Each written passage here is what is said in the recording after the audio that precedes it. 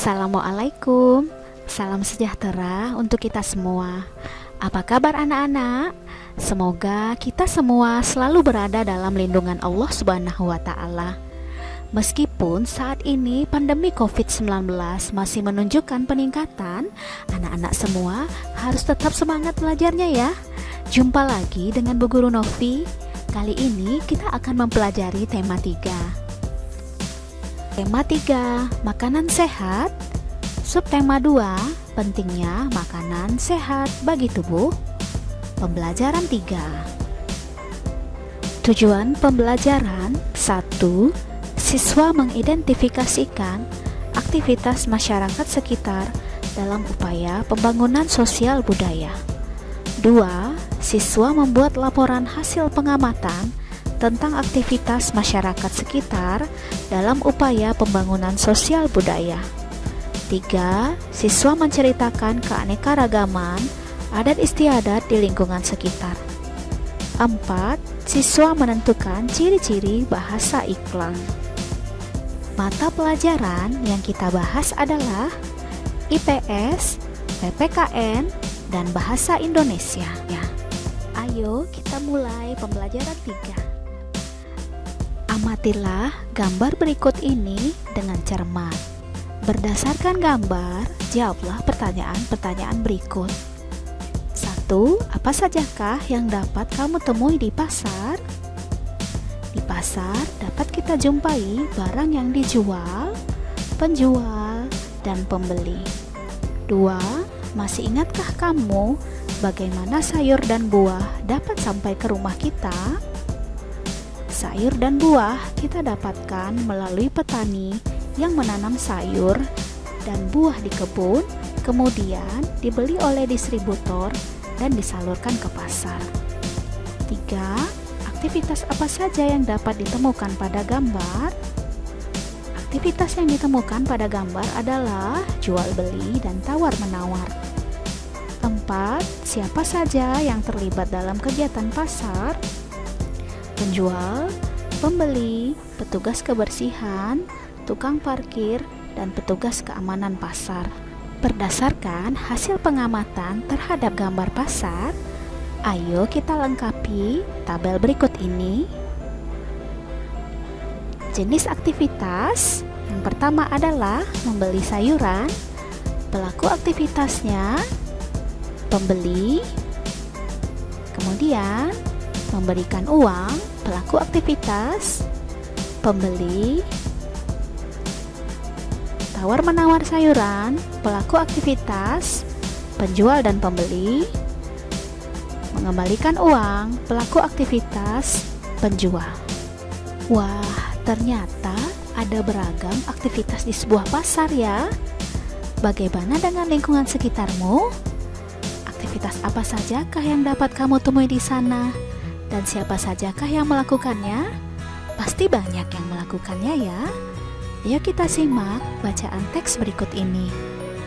Semua aktivitas yang menggabungkan aspek sosial dan ekonomi yang dimaksudkan untuk meningkatkan taraf hidup atau kesejahteraan sosial disebut pembangunan sosial.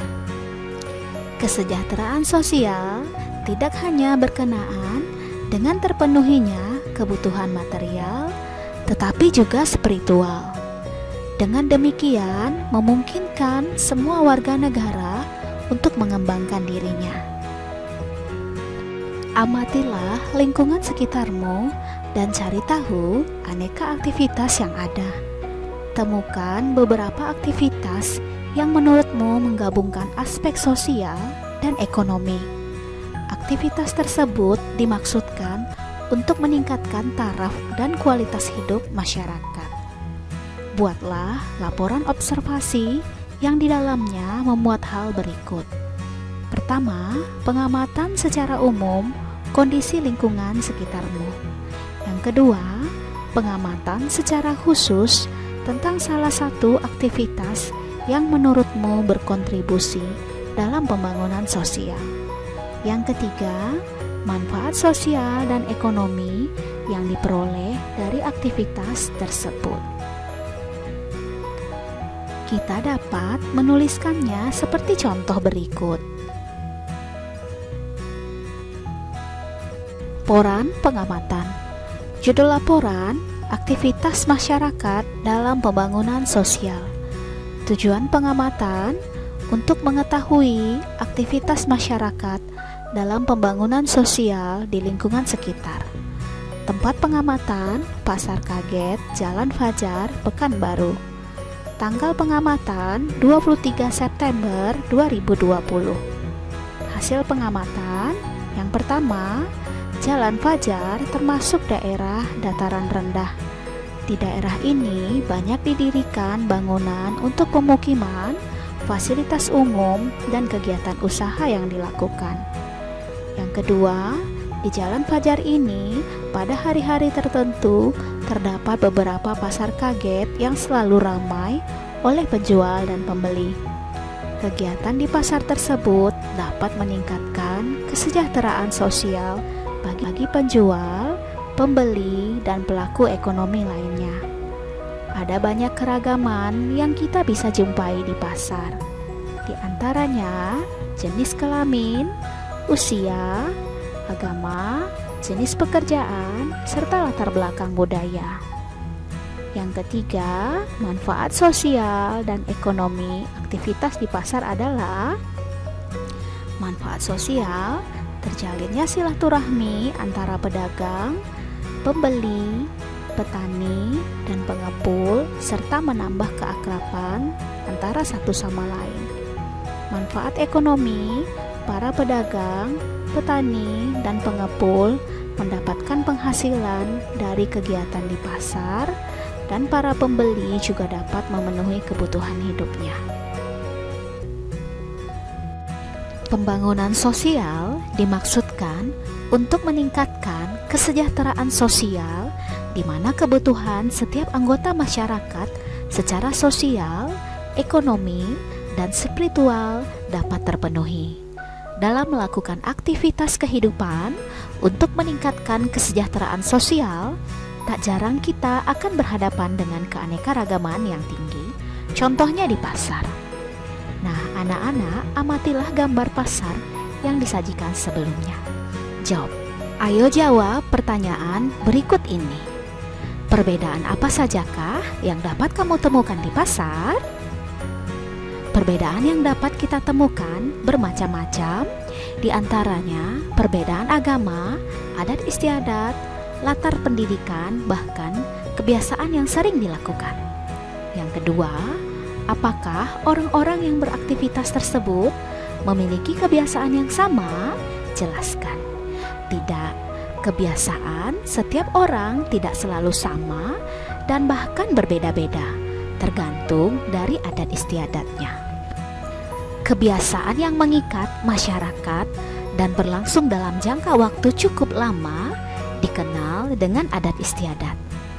Adat istiadat merupakan kebiasaan sosial yang sejak lama ada di dalam masyarakat dan bertujuan mengatur tata tertib dalam masyarakat tersebut. Adat istiadat setiap kelompok masyarakat bisa sama atau berbeda satu dengan yang lainnya. Contohnya saja, adat istiadat masyarakat Osing di Banyuwangi yang merupakan perpaduan antara budaya Jawa, Madura, dan Bali. Kemudian, adat istiadat masyarakat desa di Jawa Timur dan Jawa Tengah yang ternyata memiliki persamaan. Salah satu persamaannya bahwa mereka memiliki ikatan yang berdasarkan pada persahabatan. Kali ini kita akan belajar tentang beberapa adat istiadat daerah yang ada di Indonesia. Kita bisa mencari tahu adat istiadat daerah dengan bertanya kepada teman-teman kita. Lalu kita tuliskan adat istiadat setiap daerah ke dalam tabel. Kita dapat menuliskannya seperti contoh pada tabel berikut ini. Nama teman Sophia, asal daerah Subang, Jawa Barat. Adat istiadat yang biasa dilakukan sisingaan, tradisi mengarak anak sehari sebelum dihitan dengan menggunakan tandu berbentuk singa. Angga, asal daerah Sumatera Barat. Adat istiadat yang biasa dilakukan upacara Batagak Pangulu merupakan salah satu upacara besar yang menjadi tradisi masyarakat Minangkabau. Acara ini biasanya diadakan dengan menyembelih kerbau dan mengadakan acara pesta selama 3 hari bahkan sampai seminggu lamanya. Nama teman Ayu, asal daerah Jawa Tengah. Adat istiadat yang biasa dilakukan wetonan atau wedalan merupakan upacara adat dalam menyambut kelahiran sebagai sarana mendoakan agar diberi panjang umur dan dihindarkan dari berbagai macam mara bahaya. Nama teman Dani, asal daerah Riau. Adat istiadat yang biasa dilakukan upacara tepuk tepung tawar menjadi salah satu tradisi penting dalam adat Riau yang bertujuan untuk mendoakan keberhasilan seseorang. Biasanya, upacara ini diselenggarakan serangkaian dengan upacara adat perkawinan, khatam Al-Quran, syukuran, peresmian, atau prosesi lain. Nama teman Rita, asal daerah Nias. Adat istiadat yang biasa dilakukan lompat batu atau hambo batu merupakan ritual khusus buat para pemuda suku Nias. Tradisi ini untuk menentukan apakah seorang pemuda sudah dewasa dan telah memenuhi syarat untuk menikah atau belum. Mereka akan melompati batu yang tingginya lebih dari 2 meter melalui sebuah batu kecil untuk pijakan ketika melompati batu. Ada ritual khusus sebelum melompati batu dengan memakai pakaian adat mereka akan bersemangat agar bisa melompati batu. Tahukah kamu apa itu sisingaan? Bacalah informasi berikut ini. Pertunjukan sisingaan merupakan sebuah pertunjukan yang membutuhkan kerjasama, kekompakan, kerja keras, ketertiban, dan ketekunan. Semua orang dari segala lapisan masyarakat yang beraneka ragam dapat ikut dalam iring-iringan tersebut. Iring-iringan dilakukan sambil mengitari kampung hingga akhirnya iringan kembali ke tempat semula.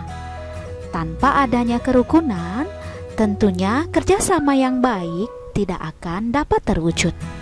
Perhatikan iklan berikut ini dengan seksama. Hidup rukun, cermin budaya bangsa Indonesia. Masih ingatkah kamu dengan iklan media cetak? Saat mengamati contoh iklan tersebut, apa isi pesan yang dapat kamu temukan dalam kalimat iklan?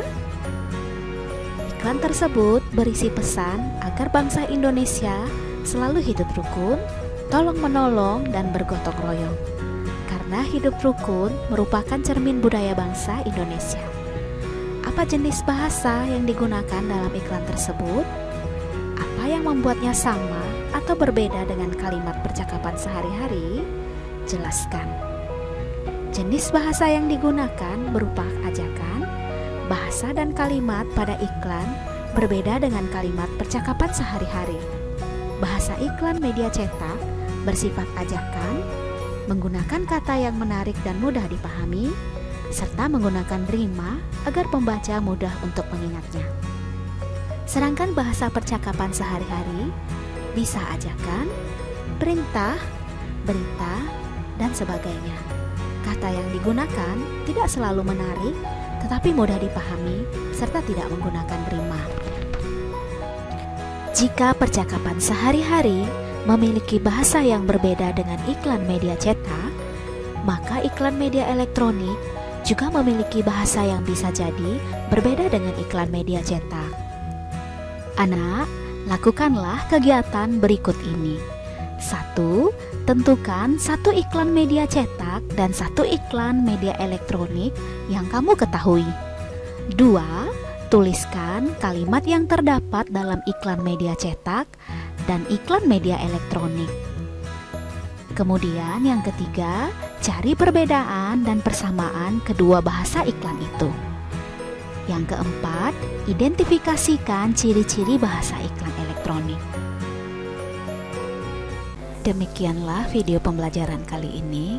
Tetap semangat belajar, jaga kesehatanmu, makan makanan yang bergizi, dan istirahat yang cukup. Selalu cuci tanganmu dan gunakan masker jika bepergian keluar rumah. Assalamualaikum warahmatullahi wabarakatuh.